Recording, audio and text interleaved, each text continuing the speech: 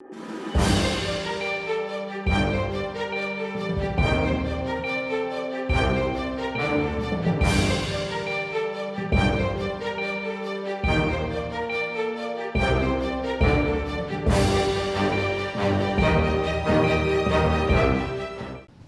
13 décembre 2024, mesdames et messieurs, bonsoir et bienvenue dans le journal Tout de suite le sommet. À Savès, une noyade cause la mort de 3 jeunes ce 10 décembre 2024. Les détails à suivre. À la question de savoir si l'argent peut vraiment garantir le bonheur dans un couple, les citoyens de la ville de Parakou s'expriment. En sport, qualification de la Coupe du Monde féminine U17, le Bénin affrontera le Congo au premier tour. Plus de précisions dans ce mini-JT.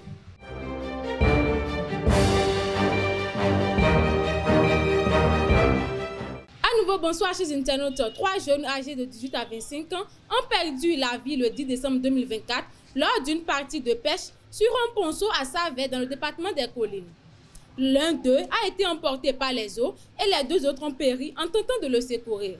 Les autorités appellent à plus de vigilance après ce drame qui a endeuillé la commune. L'argent peut-il vraiment garantir le bonheur dans un couple? À Parakou, nous avons tendu le micro aux habitants sur cette question aussi universelle que délicate. Voici leur réponse, riche en perspectives et en émotions. En aucun cas, l'argent ne peut pas être le fondement du bonheur dans un couple. Parce que le bonheur dans un couple, d'abord, le premier bonheur dans un couple, c'est avoir quand même la paix dans le couple. Et l'argent, en aucun cas, ne peut constituer la paix. Sinon, détruit même, au contraire, la paix qui régnait dans le couple. D'abord, ce qu'on peut dire, le bonheur, même tu peux avoir des millions, le couple peut avoir des millions, mais s'il n'y a pas un seul enfant, un seul fou dedans, c'est qu'aucun bonheur n'y est dedans. Donc, le vrai fondement du bonheur dans un couple, ça peut-être les enfants, ce n'est même pas peut-être, je vais dire, c'est les enfants, les fous. Et après tout, il y a aussi l'amour qui est entre les 2 partenaires. Oui, l'argent fait le bonheur, mais ce n'est pas un facteur déterminant, unique. Il permet de satisfaire les besoins fondamentaux comme se nourrir, se loger, etc. L'argent aussi dans un couple, ça peut permettre de régler certaines situations. L'éducation des enfants, la santé, la nourriture, l'habillement, beaucoup de choses, les problèmes familiaux. Mais toutefois, l'argent, ce n'est pas ça qui fait le vrai bonheur. Le vrai bonheur réside dans la famille, la paix du cœur, les relations que l'on entretient avec soi et avec les autres. Pas forcément, mais je pense que c'est important. Parce que dans une relation, d'abord, les cadeaux sont importants, les sorties, tout ça. Et sans l'argent, on ne peut pas faire ça. La tresse de la femme, sa pommade, tout ça. Donc, si le gars n'a pas l'argent, non, il ne peut pas assurer ça. Et donc, ça va amener la femme à voir ailleurs. L'argent est le fondement du bonheur dans une relation. Parce que sans l'argent, on ne peut pas être totalement heureux.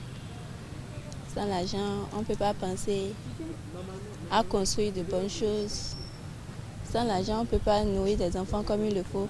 Je pense que sans l'argent, on ne peut pas vivre totalement heureux dans un couple. Dans un couple, on peut avoir 10 000 francs et être tellement heureux.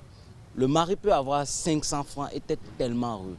La femme serait contente du fait que son homme l'aime tellement et avec ses 500, il suffit juste de trouver à manger et l'homme lui procure juste l'amour l'affection qu'elle en a besoin.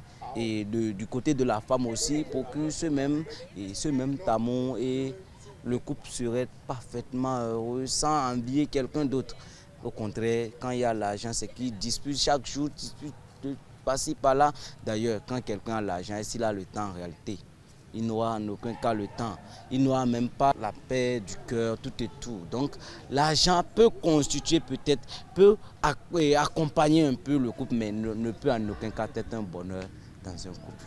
Une opération conjointe des autorités sanitaires et de la police républicaine a conduit à la fermeture d'un cabinet médical illégal à Nantitengou le 8 décembre 2024. Installé au domicile d'un aide-soignant à la retraite, le cabinet utilisait des pratiques dangereuses pour la population. Le responsable arrêté sera présenté à la justice. Actualité hors de nos frontières, le président congolais Denis Sassou Nguesso a effectué une visite de 3 jours en Libye du 9 au 11 décembre 2024. En tant que président du comité de haut niveau de l'Union africaine pour la Libye, il a rencontré les principaux responsables à Tripoli et Benghazi. Cette mission s'inscrit dans les efforts continus pour stabiliser le pays depuis la conférence de Berlin en 2020. Human Rights Watch alerte sur l'impunité persistante au Mali dans un rapport publié le 12 décembre 2024. L'organisation documente de nouveaux abus graves commis par des djihadistes, les forces armées maliennes et leurs alliés du groupe Wagner. La situation est aggravée par le départ de la MINUSMA qui complique le signalement des violences. Place à la page sport pour clôturer cette édition. Le Bénin a été tiré contre le Congo pour le premier tour de la Coupe du monde féminine U17 Maroc 2025. Le match aller se jouera à Brazzaville du 10 au 12 janvier 2025 et le retour à Cotonou du 17 au 19 janvier. Les Amazones U17 visent une qualification historique pour cette prestigieuse compétition prévue en octobre 2025 au Maroc. Après la 6e journée de la Ligue des Champions, Robert Lewandowski domine toujours le classement des buteurs avec 7 réalisations. Serhou Guirassy et Rafinha le suivent de près avec 6 buts chacun. D'autres stars comme Alan Kane et Vinicius Junior restent en embuscade avec 5 buts. C'est tout pour ce mini JT. Restez avec nous pour la suite de vos programmes. À très bientôt.